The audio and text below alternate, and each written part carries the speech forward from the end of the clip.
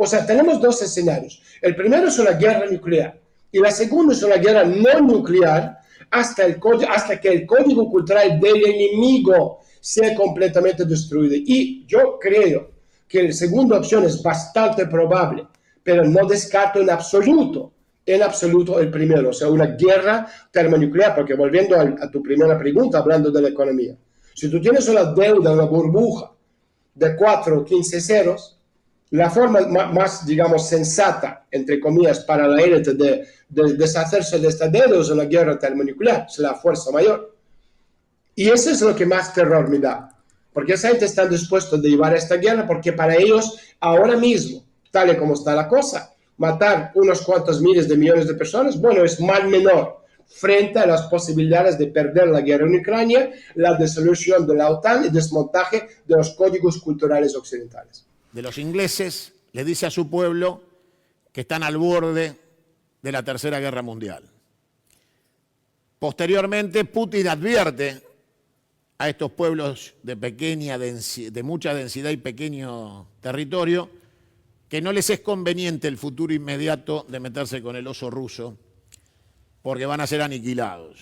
Y Putin dice, la guerra nuclear no la gana nadie, pero Rusia no está dispuesta a perder. O sea que a lo sumo el resultado será tablas, nos moriremos todos, pero Rusia no se va a rendir ni va a ser derrotada. El pequeño Napoleón francés, el imbécil del premier inglés, siguen desafiando al oso ruso que avanza impiadoso sobre territorio ucraniano y ya los bombardeos llueven sobre Kiev. Y lo que son bombardeos tácticos, en cualquier momento pueden ser bombardeos indiscriminados para darle final acelerado a un estado de guerra que se inició como operación especial militar para evitar una guerra nuclear. Rusia ahora no tiene más remedio que avanzar sobre Kiev. Para ponerle final a esto sin posibilidad de guerra nuclear, Rusia debe terminar de ocupar Ucrania, no hay otra solución. Putin dice que está dispuesto a dialogar, pero sabe que si no toma el control absoluto de Ucrania y termina con la posibilidad de una respuesta de la OTAN, puede haber una respuesta de la OTAN que lleve inexorablemente una respuesta rusa con armamento nuclear. Lo que está pasando es lo que antes, Antonio, pasaba en años o tardaba años en llevarse a cabo, ahora esto pasa en cuestión de semanas. O sea, estamos viendo el cambio y los liberales financistas y toda esa gente, es el mismo bando, entienden muy, muy bien que ellos si pierden las elecciones, a muchos de ellos van a matar y a muchos de ellos van a meterle preso. Entonces, para ellos es de vida a muerte. Para los dos bandos es de vida a muerte.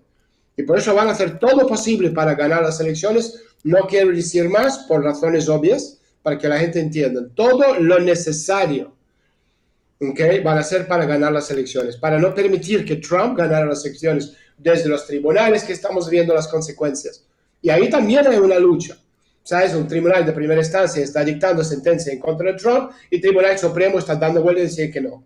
Entonces también es la lucha a muerte, tanto a nivel poder ejecutivo, poder legislativo, poder judicial. Pero repito, sin estos dos dedos, la parte conceptual y la parte ideológica, no puedes nunca ganar una guerra. Ahora, volviendo al tema de Ucrania. O sea, lo que tú comentabas al principio. Ucrania alcanzó un potente radar de vigilancia de largo alcance que se llama Armavir, que forma parte del sistema de alerta temprana de misiles estratégicos de triada nuclear rusa. Además, Ucrania atacó no solo una estación de radar a largo alcance, sino un grupo de dichas estaciones. O sea, Ucrania está planeando un ataque al puente de Crimea, esto está obvio. Por lo que la supresión de dichas estaciones juega obviamente a su favor. Ahora, desde el punto de vista puramente formal, o sea, un ataque al sistema de alerta temprana de un ataque con misiles, vuelvo a repetir, podría llevar al hecho de la inteligencia artificial, ni siquiera Putin, de la inteligencia artificial de la Dirección de Fuerzas Nucleares de Rusia. Quiero que la gente entienda lo que significa eso. Podría identificar tal ataque como el comienzo de una guerra nuclear con todas las consecuencias consiguientes. Eso es un paso, lo que hemos visto ahora mismo es el paso más serio quizás en la historia de la humanidad. Si estamos hablando del conflicto, la escalada del conflicto nuclear, esto no es Putin o Shoigu o Bielorrusia decidiendo o no, estamos hablando de la inteligencia artificial, de la dirección de fuerzas nucleares de Rusia.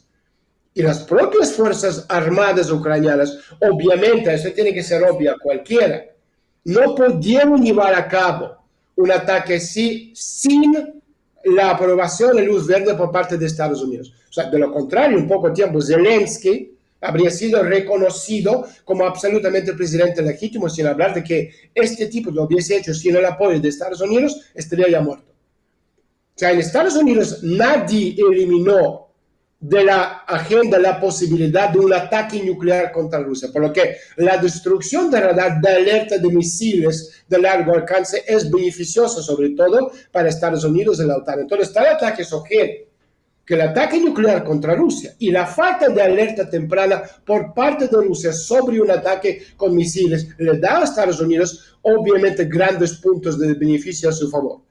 Estados Unidos no quiere tener una alianza estratégica entre Rusia por un lado y China por el otro, contra ellos. Y sacar de Rusia de esta alianza, lanzándole un ataque nuclear, puede ser una forma muy probable de resolver este problema, porque China no tiene ninguna capacidad. O sea, los chinos no son guerreros. ¿Okay? No son guerreros. Solo no pueden nunca derrotar a Estados Unidos.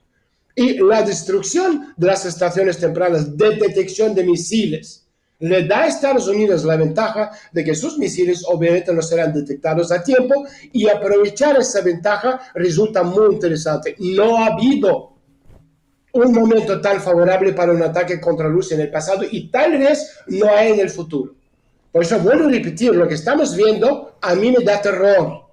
A mí me da terror. Y si yo tengo terror, ustedes tienen que temblar así.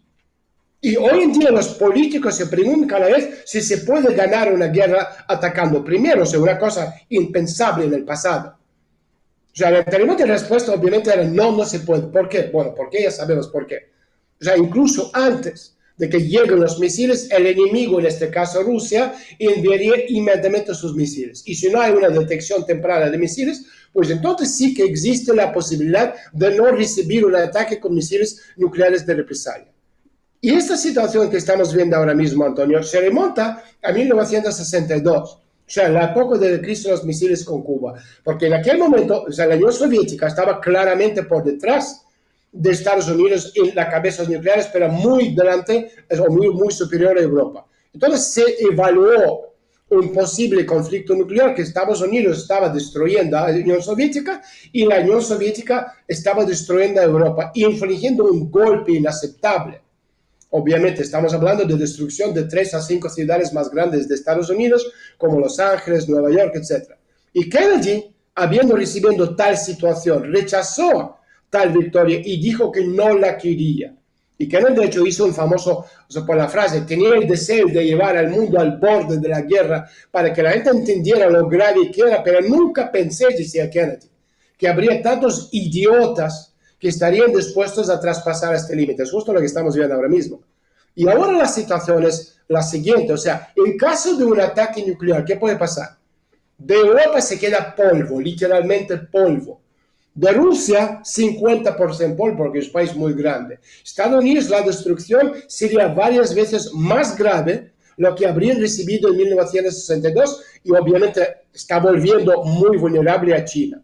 Y para Estados Unidos este resultado es extremadamente indeseable. Pero Estados Unidos ha entrado en una grave histeria antirrusa, por la que la derrota de Rusia es la única manera de justificar su política del juego a largo plazo. Y la victoria de Rusia, lo que comentamos, y la derrota de Ucrania significa para ellos una catástrofe estratégica con fuerte deterioro de la situación en todos los frentes, desde financiero, político, psicohistórico, obviamente militar. Y después de la victoria de Rusia en Ucrania, inmediatamente se planteará la cuestión de otros países de la OTAN. ¿Para qué estamos en la OTAN? Si los rusos acaban de ganar la guerra en Ucrania y esta gente no ha sido capaces de hacer nada. Lo que significa que los países bálticos, Polonia, Finlandia, Suecia, Noruega, bla, bla, bla, etcétera, etcétera, estarían uniéndose a Rusia en otro bloque, especie de pacto de Varsovia.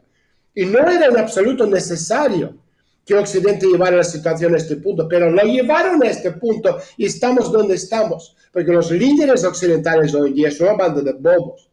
Entonces Estados Unidos y el Occidente comenzaron a, bueno, hacer que abandonar el uranio enriquecido ruso y no apoyaron la resolución rusa-china sobre el despliegue de armas en el espacio de la ONU. Y el Occidente, que no tiene armas nucleares en el espacio, pero sí tiene un sistema de vigilancia espacial ideal. Quizás otro día podemos hablar de la guerra espacial. Entonces, y también cuando hablando de las estrategias de inversiones, ¿por qué invierto yo en las empresas espaciales? Por esta razón. Invirtiendo $200 y ahora perdiéndolo 100%, en el futuro próximo estos $200 me van a dar un beneficio de $200 mil millones. Y por eso sigo invirtiendo. De todos modos, o sea, Rusia y China no tienen la misma, obviamente, nivel de vigilancia, pero tienen armas nucleares en el espacio. Entonces, Estados Unidos exige que Rusia abandone el despliegue de armas nucleares y antisatélites en el espacio, pero no consideran la vigilancia espacial ellos mismos un arma. Y no están dispuestos a usarlo. Entonces, a juzgar por los ataques de Ucrania a los centros de toma de decisiones estratégicas nucleares rusas y a juzgar por las declaraciones de los polacos de que Rusia no puede realizar pruebas nucleares, de lo contrario Estados Unidos destruirá toda su infraestructura militar, y a juzgar por todas las declaraciones que se han hecho en el Occidente colectivo recientemente, o sea, podemos concluir, sumando 2 más 2, que no es 22 sino 4, que el Occidente se ha fijado como objetivo la capitulación de Rusia. Esto refleja históricamente la Primera Guerra Mundial, la Segunda Guerra Mundial, porque fíjate, después de la guerra le preguntaron a Lloyd George, ¿no podría haber sido posible terminar antes la Primera Guerra Mundial? Y él dijo, sí, la paz podría haberse concluido en cualquier momento desde noviembre del año 2014. Pero a los ojos de todo el mundo, Alemania, después de haber rechazado a Gran Bretaña y sus aliados, parecía ser el ganador indiscutible. Y nuestra tarea, decía George, era convertirle en la perdedora indiscutible, lo que requirió más de 4 años de guerra difícil y pérdidas de millones y millones y millones de personas. Entonces, en la Segunda Guerra Mundial, se exigió a Alemania que se rindiera exclusivamente e incondicionalmente, y luego se produjo una destrucción completa de esta ontología e ideología de Alemania nazi. Y antes de eso, o sea, la historia de la humanidad, o sea, nadie exigió la destrucción completa de la ideología y la cultura del enemigo. Estamos hablando de una nueva especie de guerra. Esto significa que las élites mundiales, deslizándose hacia esta fase de crisis, han elegido el camino de la simplificación y consideran que la guerra nuclear ahora mismo es un riesgo, como yo te comenté, mucho menos grave que calentamiento global o crecimiento demográfico, cualquier de esas cosas que te están promoviendo ahora mismo la gente de Davos. Y es un punto muy importante, o sea, ciertamente decidieron por sí mismos que aunque Rusia no es un guajarro no tan grande en estos planes, es lo suficientemente importante como para que su destrucción, o sea, la destrucción de Rusia, justifique cualquier riesgo, incluso la muerte de cientos de millones de personas. Y están librando una guerra con Rusia no para destruir el pueblo, probablemente ni siquiera para destruir la lengua, sino para destruir el código cultural. Hemos hablado mucho de los proyectos globales y la necesidad de unir los códigos culturales, hablando de la parte conceptual y ideológica. Entonces surge la pregunta, con esto termino, si hay una lucha por destruir todo este código cultural de Rusia, deberíamos respondernos estableciendo la tarea de destruir todo el código cultural anglosajón, porque entonces no tendremos que luchar para encontrar un nuevo compromiso y un nuevo equilibrio. Y eso es un problema muy importante al que pronto nos enfrentaremos. Y esas son las preguntas que nadie está comentando públicamente. Pensemos que si Irán reconociera que lo mató el Mossad, si Irán llegara a decir eso, entraríamos directamente en la Tercera Guerra Mundial. Sí, yo creo que sí. ¿Y usted cree que estamos cerca de la Tercera Guerra Mundial? Yo creo que estamos, sí. Yo creo que sí. ¿Va a ser nuclear? Y aquí como historiador, mi abuela decía, las guerras se sabe cómo empieza, pero nunca se sabe cómo terminan. Y como historiador debo decir que en esta locura de estos anglosionistas, la Primera Guerra Mundial, 1914, 1918, se implementaron por primera vez una serie de armas, novedades, de armas novedosas, la ametralladora, el aeroplano, el submarino, el tanque de guerra, etc. Y los seres humanos que todas las poblaciones de Europa, de Inglaterra y de Estados Unidos, todas las poblaciones decían que no querían la guerra, no querían la guerra. Hay encuestas, hay estudios de la época, hay personas que han hecho unas investigaciones. Todas las poblaciones no querían la guerra. Los llevaron a la guerra y cuando estuvieron en la guerra todos pensaban que era un paseo, que en pocas semanas eso se resolvía, en favor de Alemania o en favor del eje, por llamarlo así, Francia, Rusia, Gran Bretaña. Y duró 4 años. Y se aplicaron todos los avances tecnológicos, científicos que habían en ese momento. Se masacraron, se tiraron con todo lo que había. Con lo que había en ese momento, lo peor, los famosos gases, las bombas de racimo de aquella época. Yo creo que cuando los seres humanos, dirigidos por estos anglo-sionistas, insisto, porque es así,